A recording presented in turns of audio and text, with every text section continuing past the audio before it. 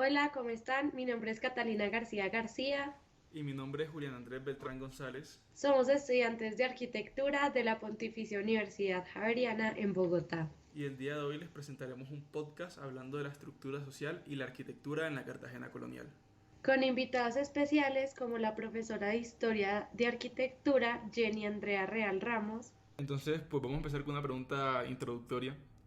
Pues sabemos, según nuestra investigación, que en ciudades como por ejemplo Cusco, los españoles se caracterizaron por derrumbar estructuras existentes y construir sus estructuras sobre dichos elementos, lo cual pues marcaba una clara intención de mostrar poderío por parte de los españoles, al menos frente a los indígenas.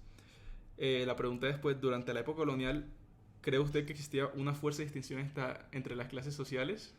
Listo. Así como tú lo dices, que Mm. en la época colonial existía una distinción grande entre clases sociales, entre indígenas y los españoles, dentro de los mismos españoles también debe haber esta diferenciación de clases sociales.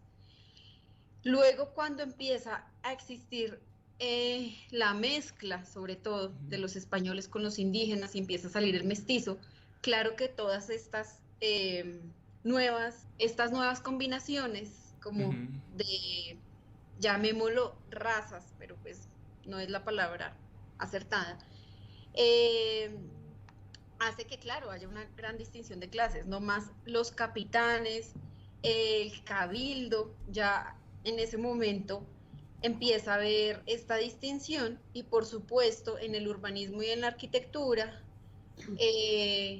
ver dónde se están localizando las casas de estos capitanes en la ciudad. Listo, listo. Listo.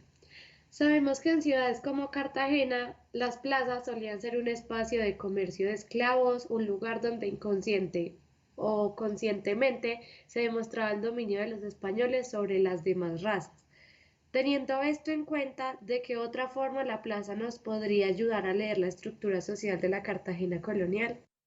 Vale, listo. Entonces, en cuanto al urbanismo, las casas de gobierno, entonces lo que en ese momento era la alcaldía, que sería como los ayuntamientos, van a quedar sobre el marco de la plaza, igual que la casa del cabildo y de los capitanes.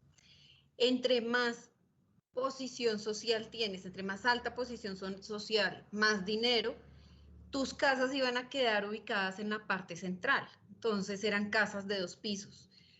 Mientras menos representabas en la sociedad, depende de tu trabajo, ibas teniendo los predios que iban quedando hacia las afueras. Cuando hablamos de las afueras, son 3 cuadras de lejos de la plaza central. Entonces no solamente era dentro del mismo marco de la plaza, no dentro de las mismas manzanas del marco de la plaza, sino que se extendía a toda la ciudad, esa lógica. Esa lógica, sí, y Ok. dentro de las mismas viviendas, porque también teníamos viviendas de 1 piso y viviendas de 2 pisos. Las viviendas de 2 pisos, pues eran de los capitanes y de la gente que mayor rango social iban a tener en esta sociedad. Por ejemplo, también algo que distingue la clase social en ese momento en las viviendas son las portadas, son las puertas de las viviendas. Entonces, claro, cuando tú ibas pasando enfrente, si ves una gran portada, pues va a vivir alguien de un mayor rango. Ok. Entonces eso era como un sello que iban a tener las casas. O la decoración Y otra, también, qué pena, la decoración también podía influir en esto. sí. Entonces, aparte de las portadas, eh, la decoración interior también marcaba el poder de las casas, la pintura mural, así como lo vimos en las casas de Tunja, que se encuentra en la cubierta de las casas, en el almizate o arneruelo, toda la decoración interior, eso también era un símbolo de poder. Y las clases sociales también dentro de la misma vivienda las podemos, o sea, funciona casi como una pequeña ciudad en el interior, Ok. porque en la vivienda en la época de la colonia era puro interior, el patio central, todo hacia el patio. ¿Por qué? Porque es que en el interior era el espacio seguro para los españoles. Si ustedes se imaginan, sin luz, estamos hablando 1600, 1700. salir a la calle no era fácil, además estaban los indígenas, algo que no conocemos, entonces no voy a mandar a mi familia a la calle. Ujú. Entonces, por eso todas las actividades se van a realizar en el patio de la casa. Y va a tener, las casas de clase alta van a tener unas puertas laterales para la servidumbre, entonces para que no se mezclaran en el interior o en un momento en el zaguán estos dos tipos de personas. Y obviamente dentro de la misma casa, la servidumbre, esclavos, iban hacia el fondo, mientras que el gran salón donde iba a mostrar el poder de la casa va a estar hacia la fachada de la casa. Incluso la de dos pisos se podría evidenciar aún más esto por el hecho de que comentamos que los esclavos se encontraban en el primer piso y pues todo esto de servicios, y luego en el segundo piso ya luego se encontraban pues los habitantes de la casa en sí. Entonces se separaban Exacto. completamente. Exacto, se separaban completamente dentro de los espacios de la misma casa. Además, Listo. pensemos las dimensiones que tenían esas casas. Listo. Bueno, digamos que, o sea, también como aparte, se tuvo influencia de alguna organización para la construcción de las viviendas, entonces ya sea por un diseño o por algo en específico.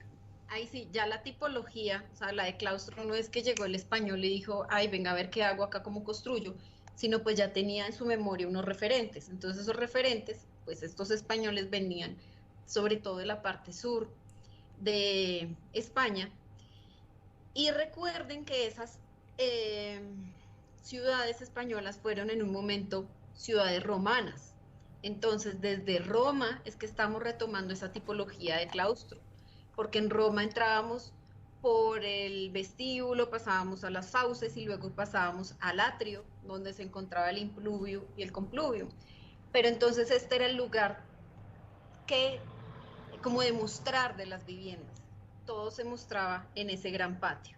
Y si nos vamos más atrás, esa misma tipología de casas las vamos a ver en Grecia y más atrás, desde Mesopotamia, las primeras casas de clase alta tenían esa misma estructura de patio central. Además, ese patio es el que nos va a iluminar todos los espacios, porque no era tanto fachada, sino más era iluminar por medio de ese patio central.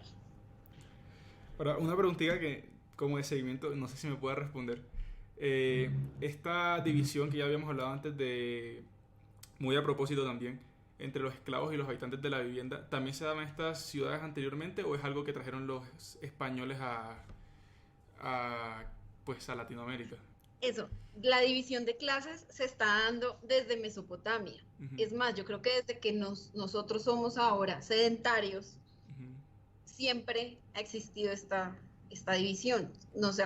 No sé si, por ejemplo, en Mesopotamia, en la ciudad de Ur, teníamos lo que era el Temenos, que era el centro, el recinto sagrado. La vivienda alta era la que estaba pegada a este Temenos y Ok. la vivienda de clase baja estaba hacia las afueras. Entonces, miren esta división, o sea, desde que empieza la historia, desde que empieza la forma de la escritura, ya se empieza a tener esta división. Y siempre que estudiamos la arquitectura, vemos eh, los vestigios de las casas son de clase alta. ¿Por qué? Porque las de clase baja van a utilizar otro tipo de materiales. Y Mm, dentro de las viviendas, ya hablando del interior, si nos pasamos, por ejemplo, a las viviendas romanas, claro, estaban el patriarca, el gran padre de la casa, y aparte estaba, bueno, el pueblo, los plebeyos, pero también tenía personas que trabajaban para él, ¿no? Siempre, o sea, en Egipto, en todo lado muy bien. vamos a ver esa diferencia, los esclavos y cómo se dan estas relaciones de poder y obviamente a la intimidad del hogar también se va a ver reflejada. Listo, profe. Porque la vivienda tipo claustro tenía como fin cerrarse al exterior y abrirse hacia el interior. Aparte el tipo claustro, aparte de la vivienda, también se manejaba en los monasterios, en los conventos medievales. Muy bien. Entonces, así como desde el plano del convento de San Gal, que tenía como una parte central, y el mismo convento estaba organizado por clases sociales. Entonces estaba la parte para los limosneros, la parte para la producción de alimentos, estaba todo clasificado de esta manera, pero el patio también va a ser un elemento principal. Pero ese patio no viene solamente de estas culturas europeas, pues que es como nuestra gran influencia.